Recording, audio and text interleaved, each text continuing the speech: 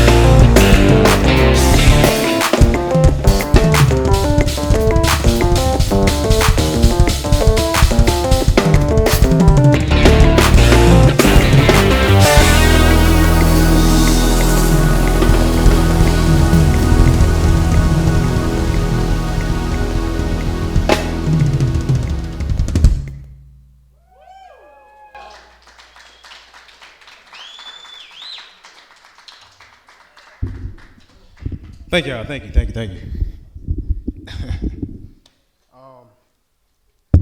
Whoa. So, yeah, like I said, I got a topic of discussion I want to talk to you guys about. I know the clinic was titled something different, but I think initially we called it "Embracing the Journey." Um, I'll touch on that a little bit too. So basically, last year, um, I was given the opportunity to do my first tour, my first real tour. This year I'll be 33 years old, right? So up until that point, I haven't toured for real. You know, like going on a bus tour, road tour, and you know, there was a point in my career and in my my life where like I was like, you know, I was seeing all my peers tour and my friends on tour and stuff like that, and I was like, man, what am I doing wrong? But the thing is, man, like when we're in that situation, we're not necessarily doing anything wrong. It's just not our time yet. And you know what I had to realize is that, you know, while we're waiting for whatever it is, that big opportunity, that big break, we just have to embrace our journey and do what we can to prepare for that opportunity. Even though we don't have it yet, just doing what we can in the moment and, you know, putting in the practice time, putting in you know, the work to prepare for that big opportunity that we want, so that when the opportunity arrives, we're ready for it. So I'm just saying all that to say, you know, if you're in a situation where it's like, you know, you haven't received a big break yet, or you feel like you're doing something wrong, you may not be doing anything wrong. It just may not be your time to get that opportunity yet. You know what I mean? So just stay the course and, you know, embrace the journey that you're on. Stay focused, and eventually, if you're putting the work in, the opportunities will come to you. So that's that. But also, too, while you're on your journey, I want to discuss musical preparation. So, and this is going to apply to, you know, any musical situation that you're in, whether you play at church, whether you're on tour, playing for a pop artist, R&B artist, whatever. Just being able to go into a music situation and have full confidence in what you're playing, in the material that you're playing, the show. So let me ask you this, and there's no right or wrong answer for this. If someone calls you for a gig and says like 20 to 30 songs, and you have a month to get the show down before the first rehearsal, what's the first thing that you do when you receive the music? Who said? Practice. Okay, what kind of practice though? Like, I mean, I know we're gonna practice, but like, what's the first thing you're gonna do as far as practice though? Gonna panic? My guy right here. Uh huh.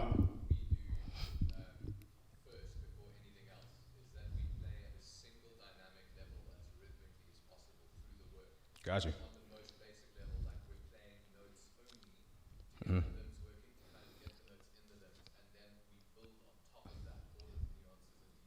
Gotcha.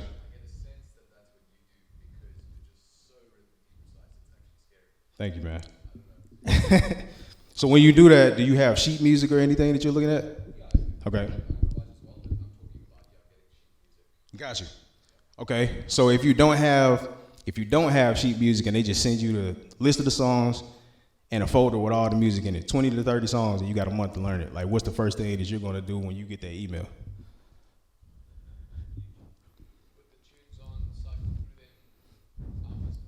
Gotcha. Okay. Anybody else?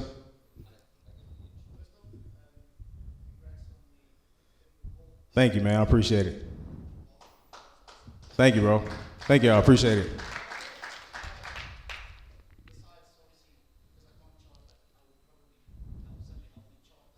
Right. Yep. Right. Gotcha. Gotcha. Okay. One more time, my guy. There you go. That's the thing. So what I do is I'm gonna take you over course of 4 weeks. So say we got 4 weeks to get all this music down before the first rehearsal, right? And we want to be on point by then. The first thing I'm going to do when I get that folder of the music and the set list is I'm going to listen to the music. So if I'm walking around the house just chilling, I got my headphones on, just listening to the music. I'm not even necessarily like focused on it at the moment. I mean, it's just like I just got it on, right? Just living with it, immersing myself in the music. If I'm on a car ride, like on the way to the store or something, or to the next city or something, I got it playing in the car. So I'm listening to it for that first week.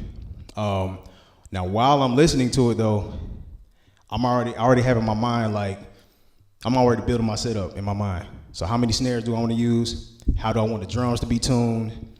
What kind of sounds am I going to have to program into this module as far as the triggers or the electronic sounds? I'm thinking about all that stuff the first week, right? So let's see, the next week, second week, let's go back a little bit.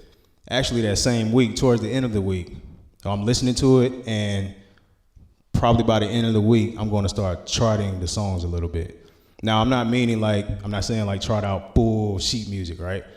I'm just talking about the format of the songs. So like, how many bars is the chorus? How many bars is the verse? You know, and so forth. Just getting a basic foundation of each song, right?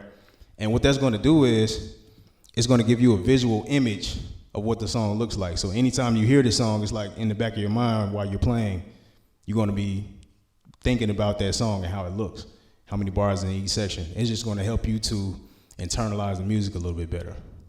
So we do that the first week. The second week, that's when we're going to get behind the kit and, start to learn the first half of the show.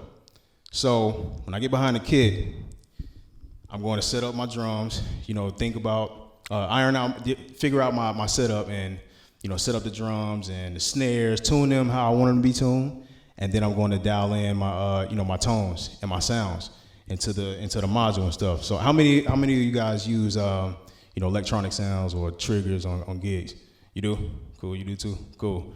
So sometimes, if you all haven't experienced this yet, sometimes you may get a call for a gig where they may not necessarily want you to use the general sound approach. What I mean by that is like most of the time we may use just claps, snaps, chimes, just the generic sounds for gigs or whatever. But sometimes the artist may want you to use the original sounds from each record, and there are ways to pull these sounds if they don't have them. To provide for you. So you all familiar with Moises? So yeah, so I use Moises a whole lot to pull sounds from records and to be able to insert them in the module to be able to trigger these sounds. So that second week, that's what I'm focused on. I'm still listening to the first half of the show, but I'm really just dialing in my setup, my sounds, and just making sure I have my foundation as far as what I'm going to use on the gig, pretty solid that week. So that Monday though, once I get my setup and everything dialed in, I'm going to start learning the first half of the show. So say if we got 30 songs, right? I'm going to split the show up into 2 halves. So the first half is 15 songs. So that means, that second week I'm gonna have everything that I needed charted, the foundation of each song charted, and I'm running the first show. And by Wednesday, I want to be able to run this show nonstop. This first half of the show nonstop. Mistakes and all. It's cool if you make mistakes. Run that, and then by Friday, I want to be able to, run that first half and kind of have it solid, but then start learning the second half of the show. So start on the second half of the next 15 songs, and just keep running that first section for the rest of the week through the weekend, and then start on that second half. Now week 3, by Monday, we want to be able to run the whole show together, mistakes and all, throughout the week, and just tightening everything up. Now the third week, we're going to work out our choreography. So does anybody know what that means, or what I mean when I say that, the choreography? So say if you got if it's a show that goes nonstop, right? You don't stop between each song. It's like just a seamless show, and it's continuous. It doesn't stop. Do you know what I mean by choreography? Working out the choreography? Anybody? Exactly. So if we have a module and we're using sounds, we have to change those patches. So if I'm going from one song called Control and the next song is Miss You Much or something like that, I have to figure out when I'm going to change patches. So, and that's what I mean by choreography, because we have different ways where we can change these patches. We can use our fingers, we can use another pad that triggers the patches to change it. We can use a foot switch, but depending on what we're playing in the previous song and the transition, we have to figure that out, and we have to determine, okay, what's easiest for us to do right here to change this patch. Now, some situations there's this thing called time code, and the programmer or the monitoring engineer, they can program your patches to change automatically without you having to worry about it. But in my case, I would rather do it myself, because I'd rather take the responsibility myself if something goes wrong. Say that again? Not the MD, but yeah, if something goes wrong, then even if they're controlling it, if something goes wrong, she's gonna look at me. It's on the drummer, you know what I'm saying? So I want to take responsibility if something goes wrong with the triggers. So we're gonna work on our choreography that week 3 and keep running that show. Figure out all that stuff. When we're gonna change patches and all that. So by the end of the week, we should be pretty solid. Now, week 4, let's say that's the first week of the rehearsals.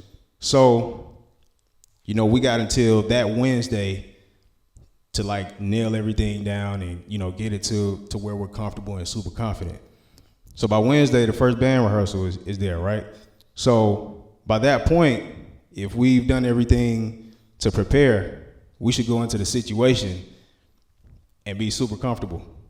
Unless they just change the whole show at the last minute, which can happen. But, we just want to be, as prepared as possible when we go into any situation, so that we don't sound like the weak link or the rookie or the new guy. You know what I mean? We want to make sure that we're prepared, and that, everyone is going to know that we put the work in to make sure that we're on point. And that's the system. So say if we only got a week, what you would do is you would split that system up the same way. If we only have a week to learn the material and dial in everything, say day 1, you listen to the music. Day 2, start dialing your tones and set up. Day 3, run the first half of the show, and so forth. But that's the system that I use and that I've been using, ever since I can remember, and it's been super beneficial for me. And I make sure when I go into the room that I'm on point, and it shows that, if you put the work in and, you make sure that you're comfortable and, confident when you come in the room, it's going to show, and it's going to show through the music and everything. So yeah, man, that's what I wanted to share with you guys. And, I'll say this too, no matter the scale of the gig, treat every gig the same and put the same amount of effort into it, because you never know who's going to be in the room. It can be one person sitting in the audience. If you got a show at a gas station, it can be one person in the audience. It's like, man, that dude sounds good. He can be just stopping by and he can call you for opportunity. So it's important to look at ourselves as a brand. And, if you go to McDonald's or if you go to a restaurant, they're gonna make sure you got the best service. So you wanna treat ourselves the same way. It's like our name is everything. So anytime you play any gig you do, just treat it the same and give it the same effort. That's what I wanted to share with you guys.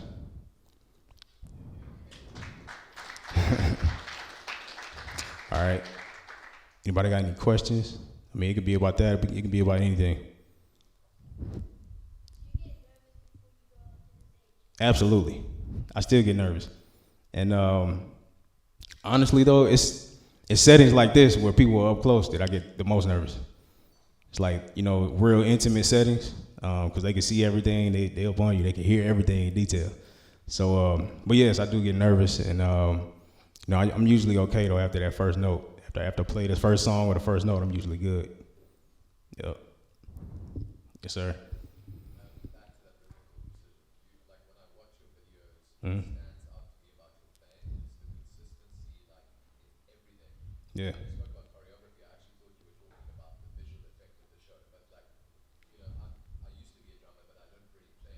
Mm-hmm. Dope. Mm-hmm.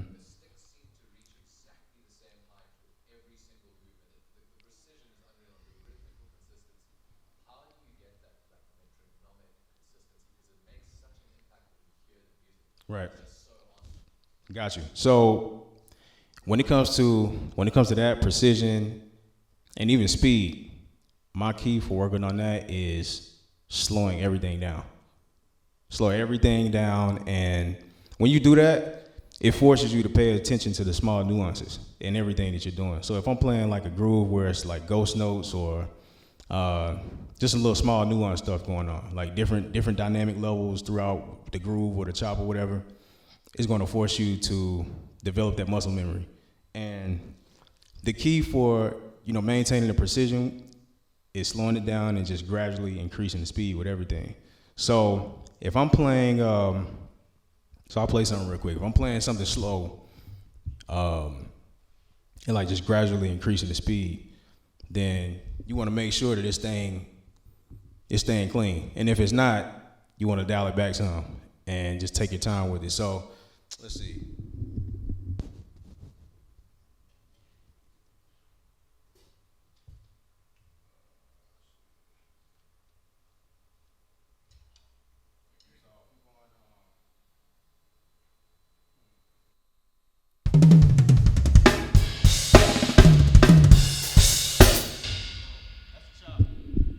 So that's a chop, right? So I'm gonna play it at the original tempo, and then I'm gonna slow it down and show you what I mean. So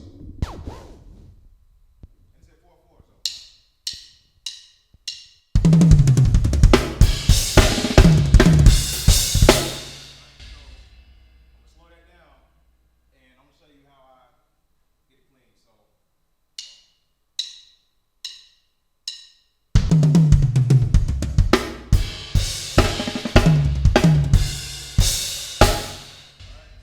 slow it down even slower. Normally, I'm using my sticks right now, but just pretend this is a metronome. All right.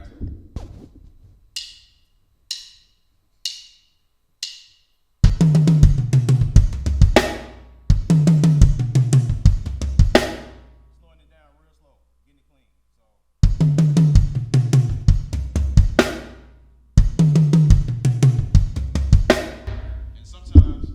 And sometimes if it's a fill, I'll split it up in two halves. So say that's like the first half of the fill, I'll get that clean first, just work that out, and just keep looping it.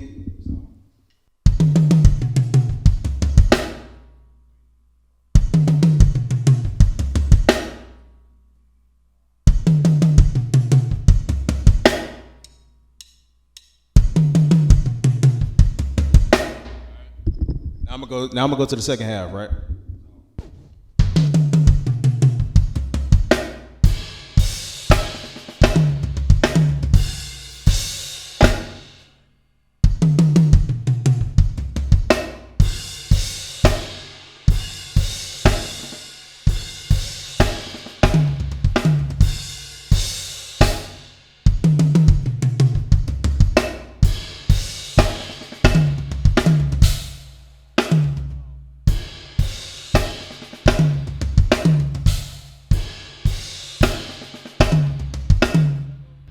Those little ghost notes right there, we want to make sure those stay clean, they don't get muddy. So as I'm increasing the speed, we want to hear every little detail in that, right? So hold on, I'm gonna see if I can turn on the metronome real quick. 1 second.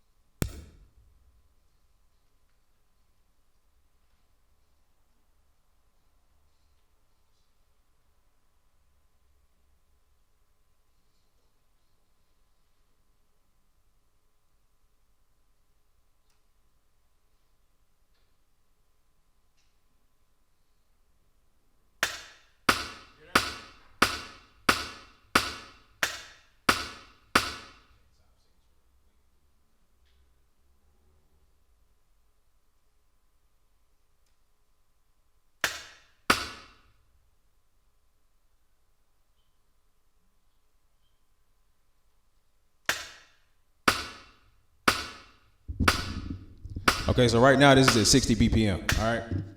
So I'm gonna play this field at 60 BPM.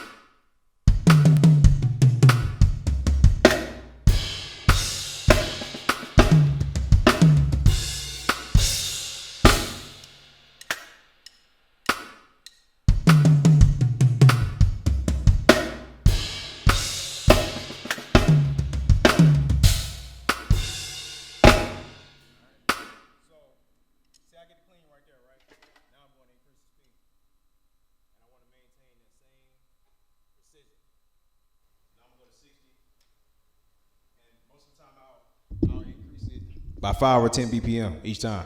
But I'll keep looping it at each BPM like a minute or 2 minutes straight, nonstop, right? Just getting it clean.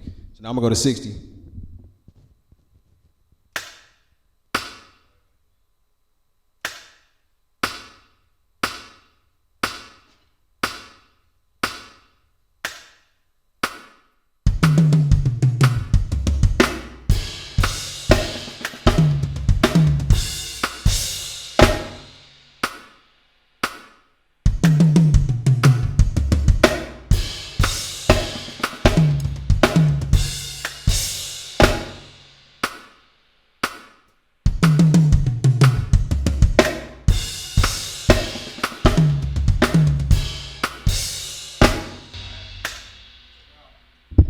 Just to speed this process up, I'm gonna take it pretty high now, so I'm gonna go to like 100.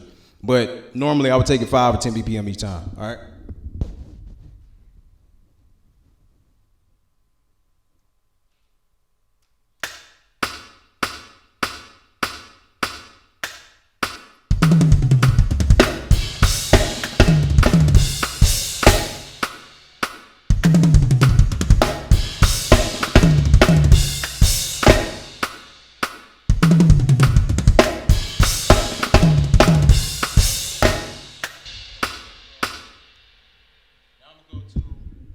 I'm gonna go to 120. This might be too fast, but oh well.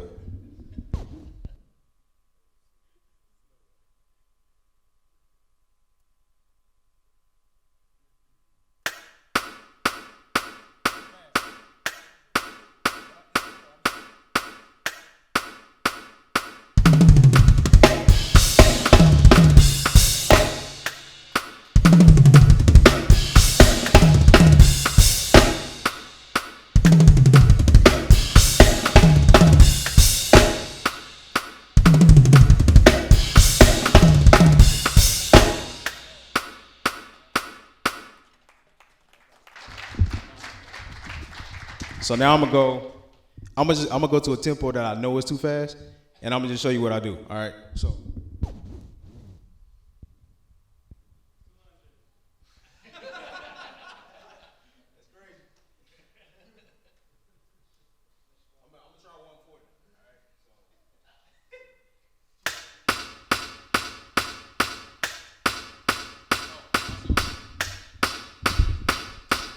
Also, ignore this accent because it's not in 4/4, but the field I'm playing is in 4/4, so just ignore the accent on the click, all right?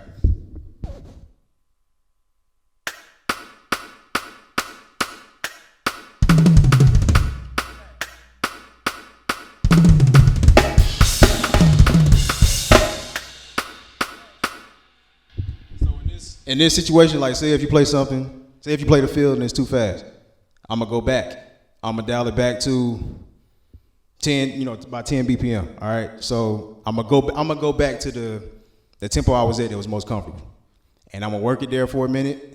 And once I get it clean at that tempo, then I'm gonna gradually increase it. But that's the idea though. It's like the tempo I just played at 140. that was super messy, super muddy. So once you hit the tempo where it sounds muddy and it's not clean, just dial it back, keep working it at the same tempo, come back the next day, whatever, get it clean, and just increase it again by 5 or 10 BPM.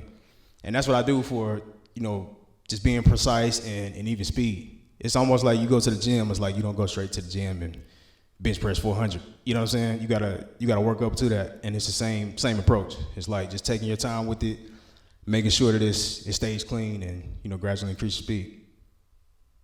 Yep. Anybody else got a question? Nobody? Okay.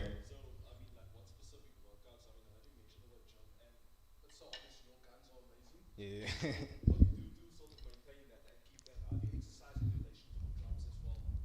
Got you. So, excuse me. I'll be honest. I haven't been consistent the last 2 weeks just because of schedule or whatever reasons. But normally, what I do from week to week, I try to work out 4 days a week, and I'll just combine muscle groups. So, like, say Monday, I'll do chest and arms. So that's like doing the chest workouts, doing bicep workouts, and triceps, and then say Tuesday, excuse me, I'll do back and shoulders. So I work on my back and my shoulders. Wednesday I'll do abs and cardio. Thursday I'll do legs, and that's usually my my workout routine when I go to the gym. But I try to go at least 4 times a week. And I guess the most important thing that I personally need to work on is just stretching more and just making sure that my muscles are relaxed, because what I've experienced before, sometimes I'll work out real heavy and then I have a show and my arms lock up or they feel real tight. So just making sure that I stay loose. But as long as that happens, then I think for me it does. I can feel the difference when I play, for sure.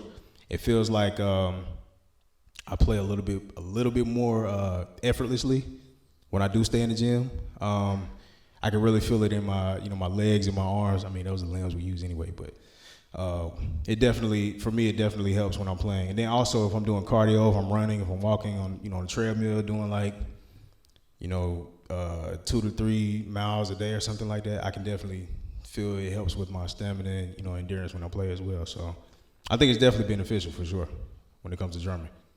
Yeah. Little guy.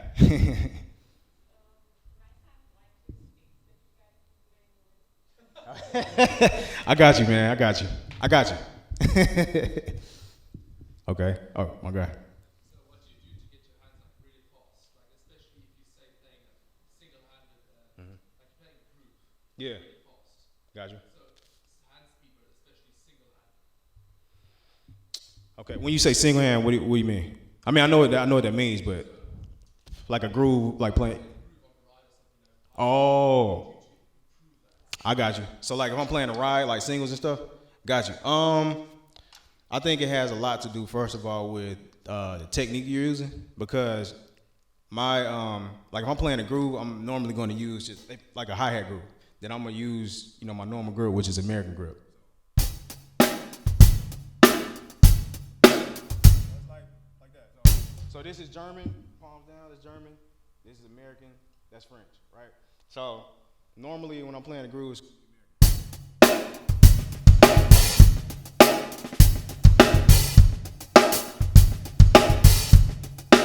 I go to the ride, you see it change.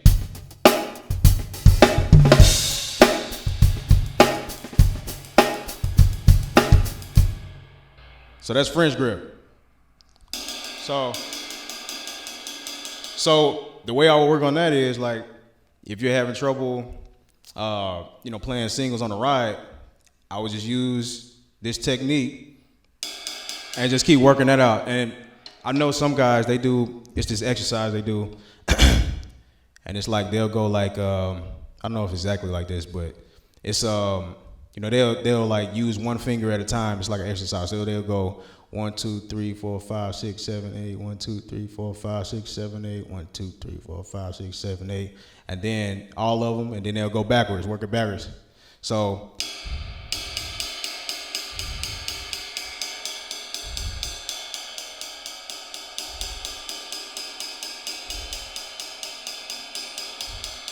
But once again, what I was saying earlier, just doing this to a metronome, start slow, gradually build it. I mean, that's the key, honestly, and to building precision and speed. But I think it definitely starts with the using the proper technique. And I won't even say like this is the technique everybody should be doing. Do what's comfortable to you. So I mean, you got options. You got French grip, you got German grip, you got American grip, and you got traditional grip, you got other grips. But that's the technique that I use. So like depending on what I'm playing, I may naturally change my technique. So when I go to French grip, that's not something that I made myself do or practice to do. It's something that I did naturally to get out those singles and on the ride or whatever. So let's see. Another thing you could do is just do some, because it's all in the fingers with that stuff.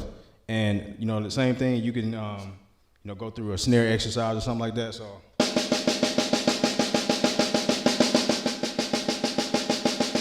and just work on using your fingers. And all that stuff helps, but yeah, that's what I would do in that situation. Yep. I got in the back.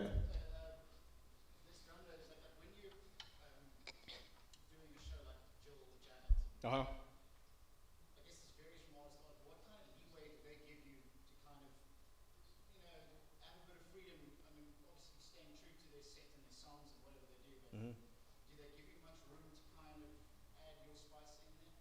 So I'll say this. So when I first got the gig, they told me they wanted me to learn everything like Mike Reed, the previous drummer, and the reason they said that was because they liked his vibe, they liked the approach that he was using on the gig, and also what I found out is that there's a lot of stuff that he would play that I wouldn't be able to differentiate when he was improvising or when he was playing something that went with the dancer's moves and the choreography.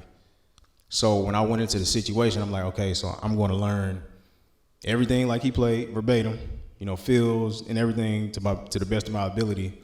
And the reason I did that was because when I do that and I go into the situation, I can't go wrong in the beginning. So I learned everything like the record, learned what he was playing, and I went into the situation. Now, when I got to rehearsal, that's when the MD was like, okay, these are the sections that, the dancers are doing like 2 pumps or whatever. So keep that the same. And then when we got to, a certain song or whatever, he'll be like, you can be yourself right here. Don't, you ain't got to play like Mike right there. So it's like we went through the show and determined like, okay, this is choreography. This is improvised. You can be yourself. So, and that's what we worked out during rehearsals. Now, after rehearsals are over though, and once it's showtime, I can't change anything. Because at that point, the dancers, they have choreography, to whatever I'm playing. And if I change, everybody's on click, everybody's on, stems and, cues, all that stuff. And if I play something different than I did in rehearsal, it's gonna throw them off. So I have to keep everything pretty much consistent once rehearsals are over. I mean, it's little small stuff that I can do, like, depending on the song. If there's not a whole lot of choreography on one song, then I may have some more freedom to express myself, but at least a little bit. But, whenever they're dancing to a song, I try to keep everything super consistent, because if I play anything different than, what I did in rehearsal, it's gonna throw them off. So, yeah.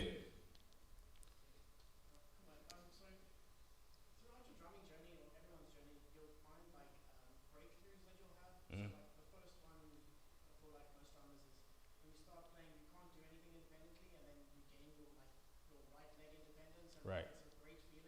Right. So on your level, what is the latest breakthrough that you've had? That's a good question.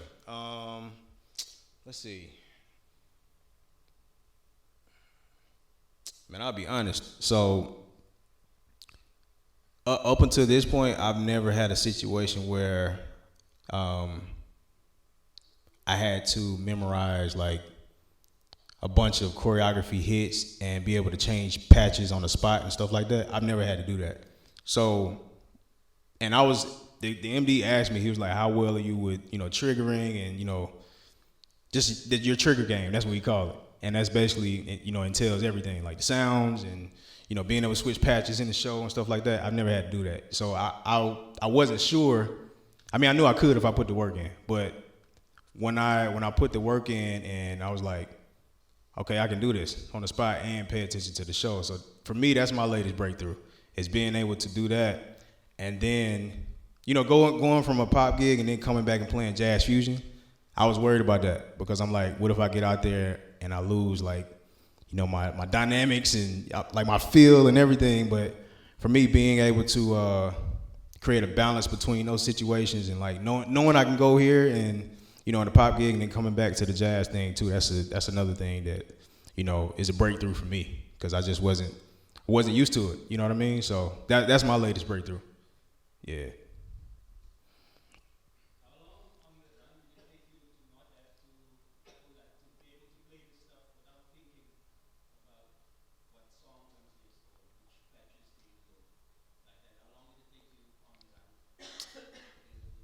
Got you. So in rehearsals, just like I was telling you all, like when I was going through that preparation phase and charting each song and having the foundation of each song there, I had that for every song, and I had an iPad next to me during the shows because they let me. They were like, it's cool, just have your iPad up and make sure it's not as visible. So I had it kind of low, and that's what I used during each show.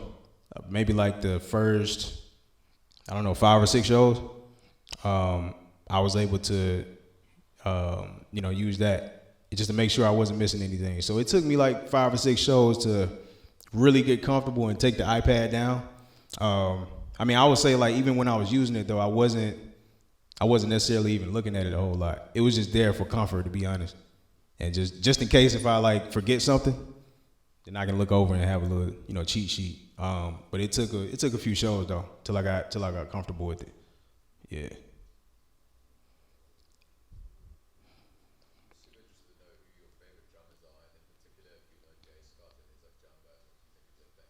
You said Jay Scott? Oh yeah, Jay Scott. So me and Jay Scott, we went to the same school, Atlanta Institute of Music. Yep. So he's a good friend. Isaac Jumba, he's killing it. I love him. Yeah, his the Brazilian Latin thing that he's doing, man, is very very original. I love his playing. But some of my favorite drummers, it's a whole bunch of them I listen to, but I would say that the top ones that really influenced my playing is Dave Weckl, Calvin Rogers, who else? Shoot, I'll say Eric Moore. Eric Moore I used to listen to a whole lot when I was younger. Tony Royster, he's another guy. That's why I feel like influenced my speed and like playing a bunch of fast stuff. Who else? Let's see. I'll say Vinny Caliuta. It's a bunch of guys, man. But I'll say those are some of my all-time favorites for sure. Oh, Chris Coleman, can't forget about him. Yeah, Chris Coleman too. But yeah, those are my favorites, man. Yep. Anybody else? Yeah. Like your sort of recreational playing, Mm-hmm. all of that, outside of like what you're practicing for a gig, how do you kind of like approach that? Because I think, like for me, I'll just put Spotify on, choose a playlist, Yeah. maybe like choose something different, Mm-hmm. like a genre that you're not really used to playing, Right. and just kind of going for it. But what's your sort of like take on recreational playing? I do that too, honestly. Like I like to put on drumless tracks though, and it's like, different kinds too, different styles, because at that point it's just I don't have a reference, so it's forcing me to be creative in the moment and like just come up with something, different that I normally wouldn't do. But I like to do that. I save a bunch of videos if I see something that I like on social media.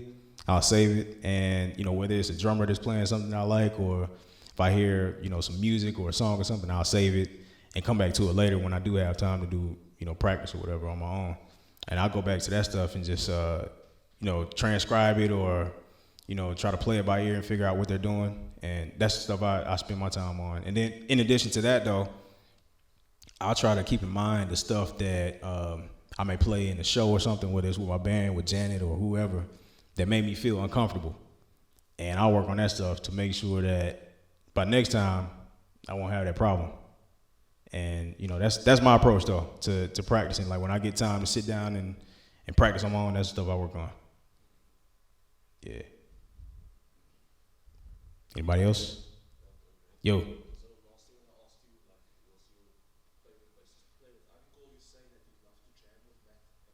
Man, Ramsey. I don't know, man. I hope it happens soon though, man. I had to hit him up, man. Cause he's one of my favorites. Another one of my favorites too though. And I just met him last year. He's the one who put me on this, gave me the opportunity to play for Janet and Layla Hathaway. But Eric Pigfunk Smith, yeah, he's like really became one of my favorites quick. Because like the first time we played together, I don't know, man, it was just locked, bro. It was just super locked. And if you listen to the Janet show, it's a lot of things that he plays on bass and like that we're doing together, and it's just like it's a bunch of like licks that just me and him do, and it's just the chemistry that we have that I appreciate, and yeah, he's one of my favorites for sure. Yeah. All right. Yeah, I don't have it tonight. I gotta get the tracks for that one, but yeah, that's one of my favorites though. It's been one of my favorites since I've known about her. But I'll say this though, Control, one of the songs I just played was like the first time I heard that, and I was like, oh man, because it's got that drum feel in it, and I'm like, this is what I call. Those are the sections of the show where I call it's non-negotiable. It's like you cannot mess that up ever. So like when I first got the show, that was one of the first things I practiced because I knew that when that song came up and that part came up, it's all eyes on you. And it's nothing, like if you mess up, everybody's gonna hear it. I mean, you can mess up anything else in the show and it might, nobody will even notice, but sections where it's just drums or like you start the song off, non-negotiable, you gotta run that stuff over and over again. So yeah, that was one of my challenges when I first got that gig, so yeah. Yep.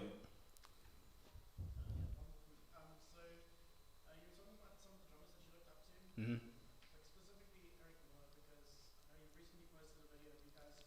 Yeah. So in that situation, someone that you looked up to, or obviously learning how to play drums, and you put in a situation like that where you get to play with him. Mm-hmm. Like how much of it is you feeling like you guys are playing on an equal plane, and how much of it is still you being a fanboy? Nah, hey man, I think it's more of a respect thing, man, because it's like it took me back for sure. Like when I started shedding went on, like damn, I used to watch this dude when I was young on YouTube, like the Gospel Chops thing. That's who he was one of the first people I studied. But nah, man, just being in the room with him and seeing him play all those different combinations up close, it was just all I could do was just shake my head and laugh, man. I mean, cause he got combinations for days. I'm like, man, I need to go shed, bro. But yeah, man, just like I said, just being in the room with him and shedding, and us getting to hang with each other for the first time, man, it was dope, man. Like Eric's a great person. He's obviously talented and super knowledgeable, man. So yeah, that was a good situation, bro. That was great. Yeah. Speaking about combinations, like what are your sort of go-tos, if you could say maybe three? 3 go-tos. So I do a lot of I call them startup fills. So when I do a chop or a fill in a song, I don't necessarily pull from a library of completed chops, but I have like concepts that I keep in mind to start a fill, and then I kind of allow myself to finish it, like improvise and finish the fill. Because if I know where the timing is and I know where the one is, it's like I know how many more beats I have left before the one comes up. So I'll show you 3 of those. So, and I do it a whole lot too. So,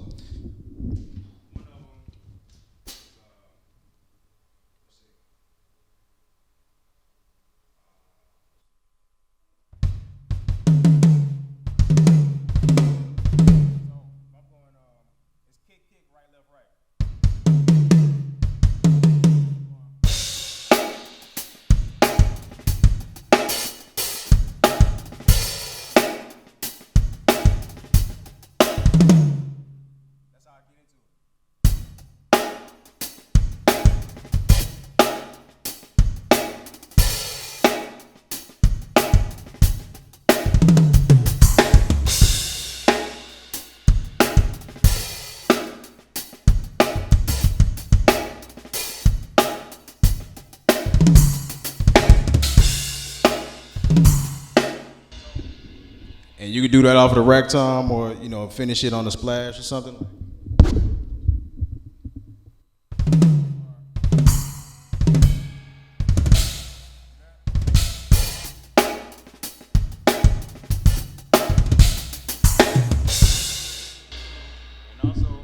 Also, you could use it in the middle of the song. It's just like a quick little in and out type of feel. Come back to the grooves or something like that.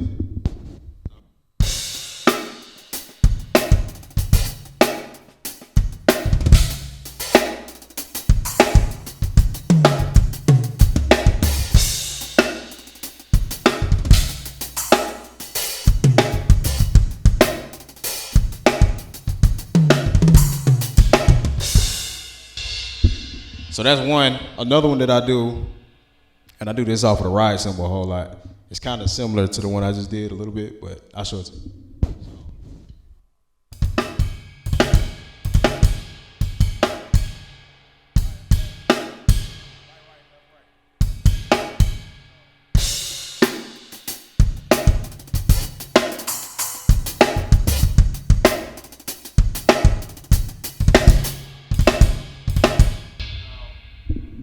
And I'm starting that on the, let me see, 1, 3, 4, 1, 2, 3.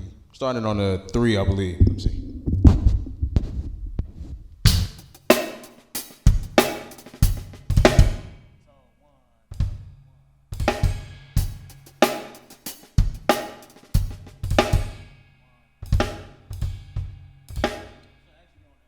On the end of 1 is where I'm starting.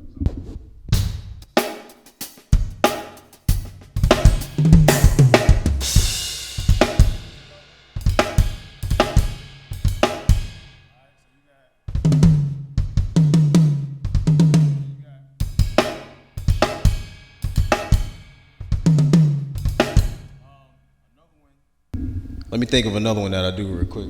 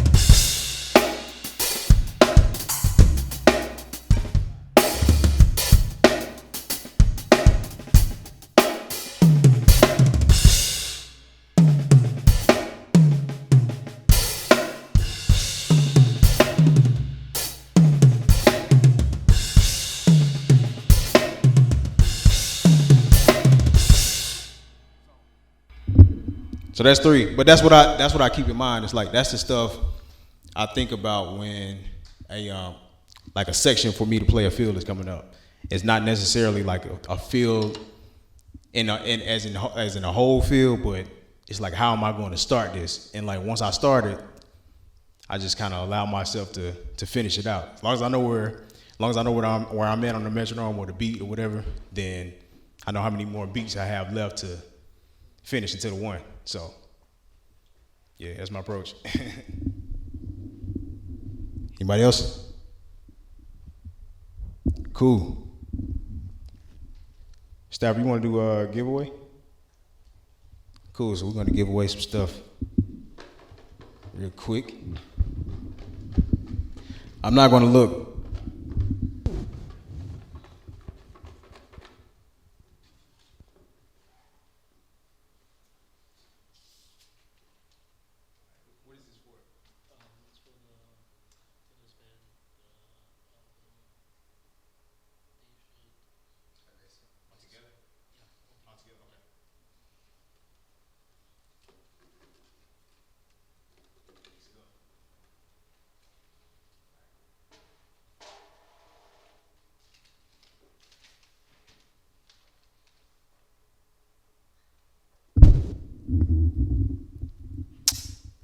Dane Canterman. Did I say it right? Canterbury. Canterbury. Sorry, man. Yeah, man. Y'all give it up for Dane.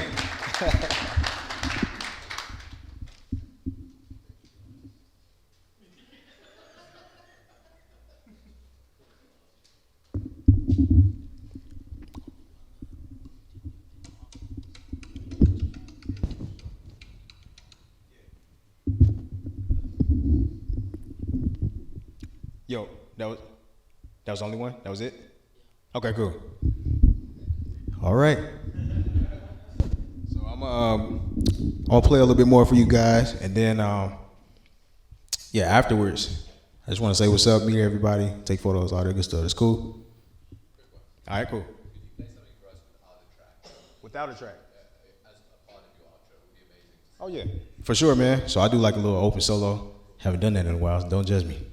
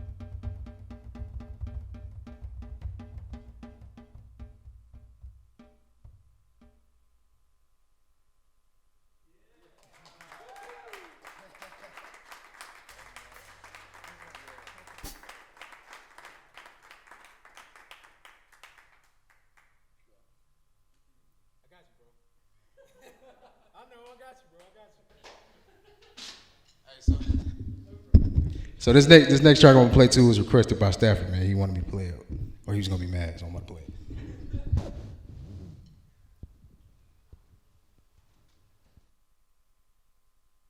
Just look at somebody quickly, say, he is great and he is mighty.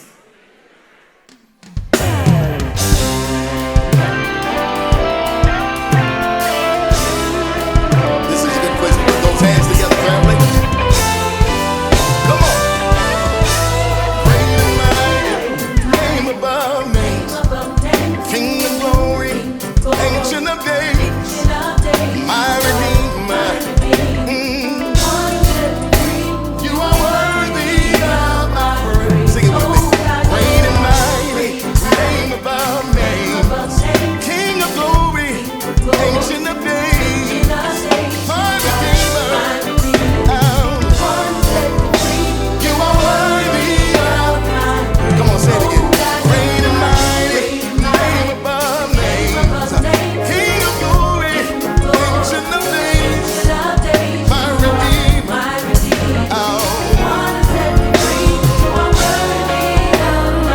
Take it one more time.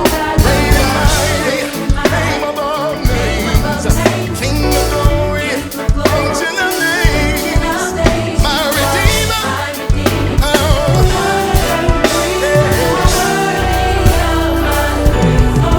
So I worship you.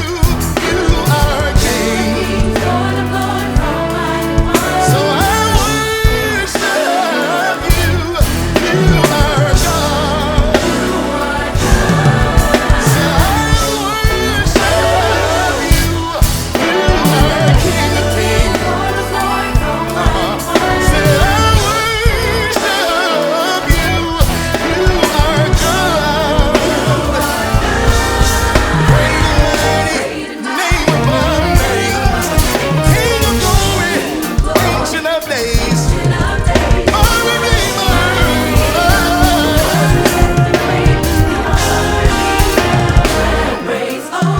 So I worship you for your goodness and your kindness.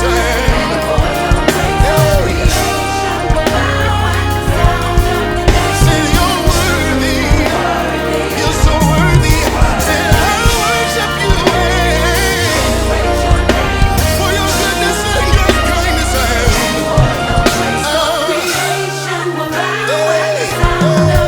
Say you're worthy, worthy. Say you are, oh so grateful. You're worthy.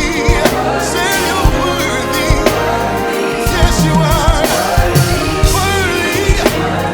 Thank you, Jesus. From the rising of the sun to the going down of the same, I love you 'cause you're worthy. Oh, so worthy. You're worthy.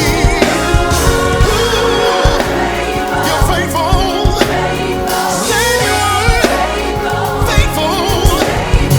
Faithful. Yes, you are. So good. I know, yes. Oh, you're mighty. You're mighty in battle. Mighty to perform. Mighty to deliver. Yes, you are. You're mighty. So mighty. Jesus. Yes, you are. Jesus. Yes, you are. Jesus. Jehovah Jireh. Jehovah Nissi. Jehovah Tiskanu. Lily of the valley. Bright and morning star. Great I am. I live to call him El Shaddai. Elohim. Jesus. I love to call him.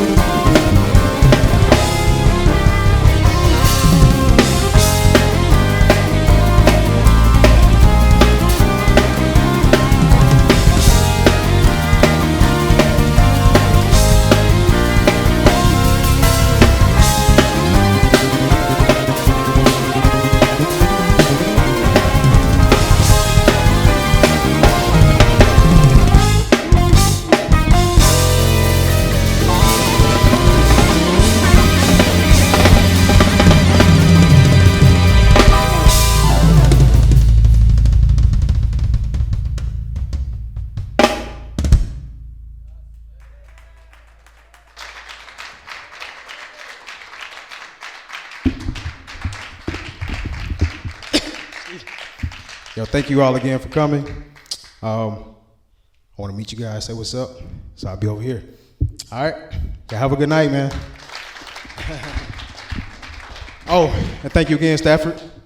And we got merch over here too as well. So come say what's up.